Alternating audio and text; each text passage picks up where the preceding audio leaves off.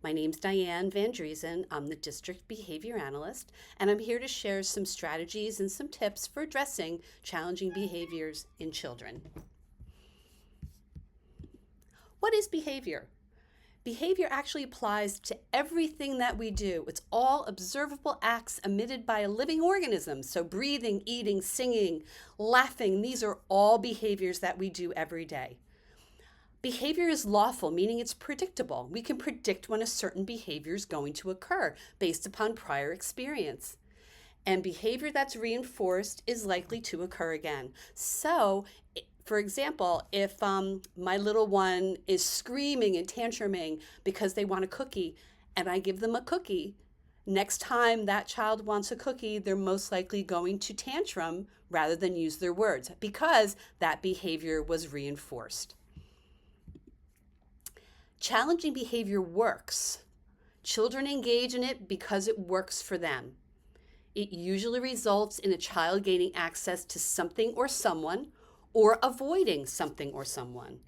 It communicates a message when the child doesn't have the words or is unwilling to use language in that moment. So important that we teach our kids how to use their words and how to, get what they want without engaging in challenging behavior. All behavior happens for a reason. There's always a function to the behavior. Even if we think, oh my goodness, it just came out of nowhere. We were playing and all of a sudden he threw the truck, okay? There has to be a reason or a function of the behavior. And it's highly determined by the function it serves in the immediate environment. Daily routines can impact behavior. So many things can be going on that's actually functioning to support that behavior. And when we're looking to treat it or to change it, we want to find out why it's happening. Communication is a behavior. Children's communication attempts are reinforced when we respond to them. Children imitate our communication attempts. And we are the language models that shape the interactions with our little ones. There are 4 different actual functions for behavior. The first is escape. I want to avoid something or leave something that's not preferred or I don't like it. So we want to teach our children phrases like no thank you, I don't like it, I need a break, I need more time, okay? And it's okay to ask for more time. Rather than engaging in some kind of behavior, we want you to ask for a little bit more time. Sometimes behavior is attention seeking. Okay, I want your attention now. I always think about telephone behavior. As soon as you answer the phone, your child starts, talking to you and crying and asking for things because they want your attention. Access to tangibles must mean I'm engaging in behavior because I want something. So we want to make sure that our kiddos have a way to communicate what they want. And the final one is sensory. So I'm doing this behavior because it feels good. Okay, so there's different ways to address that. Maybe we want to teach our child to request a break or say something like, I want to be by myself.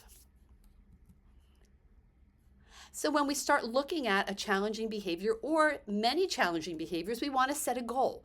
So think about your priorities. Make sure it's reasonable and obtainable. So meet at a child's language level. So set your first goal. What do you want to focus on?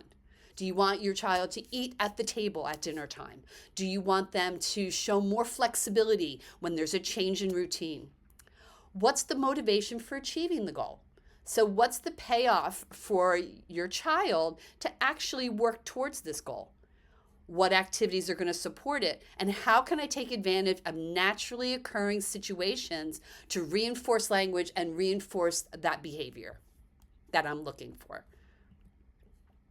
Set clear limits. Children need to know what's expected and unexpected using consistent language. They need predictable limits as a guide for that acceptable behavior.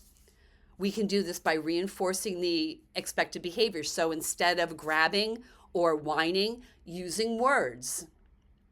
Modeling acceptable behavior, so modeling more expanded language utterances. The consequence needs to be logical, natural, and enforceable. You have to be able to enforce whatever your consequence is, and consistent. Avoid those power struggles.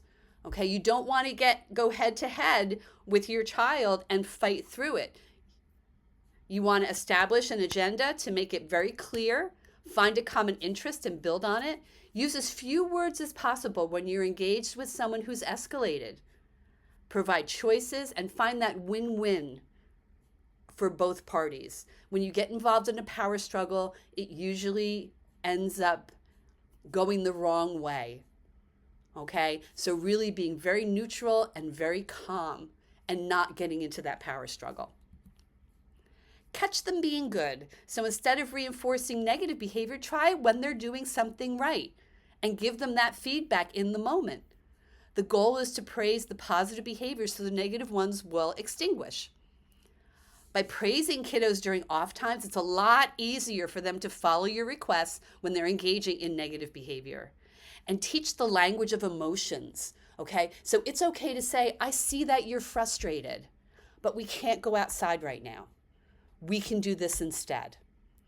I see that you're sad because you can't have a cookie right now, but if you eat your dinner, we can have a cookie later. So giving them that language and supporting and identifying, yeah, you have emotions right now. It's okay to be frustrated, but it's not okay to throw your toys. Logical consequences are respectful, related, and realistic. So we got this little girl here who emptied the plant on the floor. The logical consequence would be for her to clean up the mess. Do we expect her to do the entire mess? She looks pretty little there. No, but she's going to support you as you teach her how to clean up after herself. It's logical, okay? You wouldn't necessarily give her a timeout for emptying out the flower bucket. When reinforcing boundaries, instead of, if you don't clean up your toys right now, I'm throwing them away, maybe try this. When you clean up your toys, then we can go outside. So again, you still have to clean up your toys, but then what's going to happen after we do that? You can't hang out with your friends because I said so. Try this. I know that you're frustrated that you can't be with your friends, but it's a school night. Maybe we can make plans for the weekend. Okay, so again, giving them the information, supporting the emotion, and giving an alternate idea. Some key strategies to think about: establishing routines. Kids love routines, predictable environments with clear, agreed upon rules for screen time, meals, and bedtimes. And again, it just doesn't happen overnight. You need to practice it. Remember, we only get 30 minutes of screen time and then it's time for our bath. So setting up those routines and expectations up front. Using positive reinforcement, praising positive behaviors that we want to increase. Stay calm and consistent. Avoid reacting emotionally to tantrums. That can only escalate the tantrum. And stay consistent with your consequences to teach that tantrums are not effective. This is the hardest thing for anyone to do.